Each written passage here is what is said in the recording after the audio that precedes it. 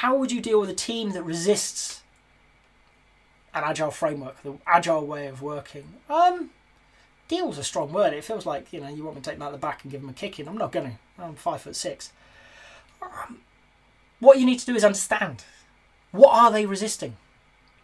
And very often when I turn up and I'm talking about Scrum, I'm talking about Agile, I'm talking about Kanban, whatever it is, and you get resistance, the interesting conversation is not how to overcome that resistance. Okay?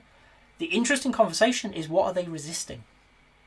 The number of times I've turned up and, here's the Scrum coach, here's the Scrum trainer, we don't like Scrum. It's like, okay, I get it. You don't like it. Whatever you did in the past, you don't like. Yeah, probably didn't work for you. Probably made your life harder. You ended up in more meetings, doing more documentation, doing weird things that you didn't want to do, and you didn't understand why you were doing it. That sucks. I would resist that too. Acknowledge it. Accept it. Okay, you're resistant to the idea. You've likely got very good reasons to resist this idea. Yeah. I want to understand what you were doing and why you're resisting. 9 times out of 10, what they're resisting is not what you're talking about. I've had teams that will not do Scrum emphatically. And when you dig into it, what they were doing didn't make any sense at all. It wasn't Scrum. It wasn't a sensible approach to product development. It was just a thing that somebody read and they made up, and it got a bit blurry and they did stuff and it didn't work. And yeah, that sucks. Don't do that. But I'm not talking about that. Okay? I'm talking about this thing. And the resistance goes away. Okay? 9 times out of 10, that is actually the easiest approach. Don't focus on the resistance. Focus on why the resistance exists. Okay? Because they're likely resisting something you're not talking about.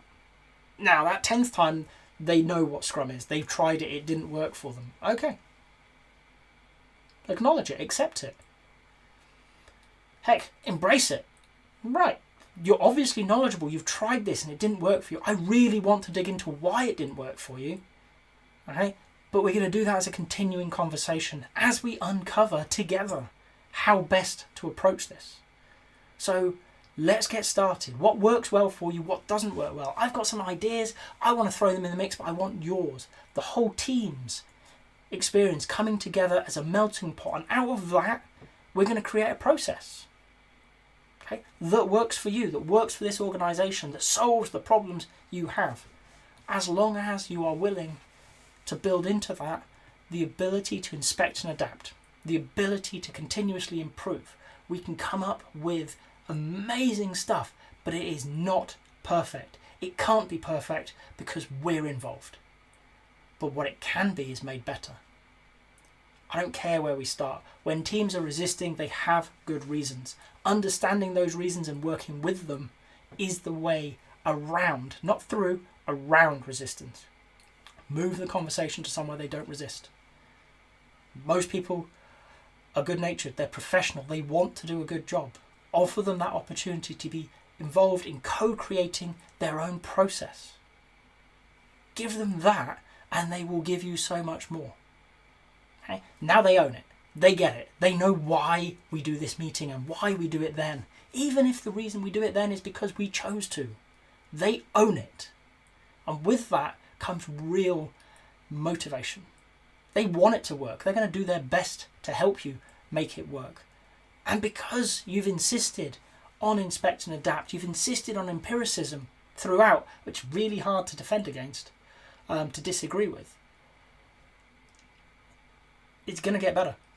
Will it be Scrum? Maybe. Maybe not. Does that matter? No, absolutely not. Our role as a Scrum Master, as an Agile coach, is to help a team or an organisation improve, be better at what it does. Okay? The Agile values, the principles help us, they guide us. If we look at the approach and we say, that's Agile because I can see the 4 values, I can see the 12 principles in action. Great, that's amazing, well done. But if also, hand on heart, we can look at it and say, I can see this, it's not perfect. It doesn't honour all those values and all those principles, but it's improving. Well done. you're in a harder place, you're working harder, and I would say you're having a greater impact on making the world better. If you've got to this point in the video, I hope you've enjoyed it. If so, a like would be appreciated. If you want to hear more from me, more answers to questions that maybe you've got in the Agile world, please subscribe to the channel.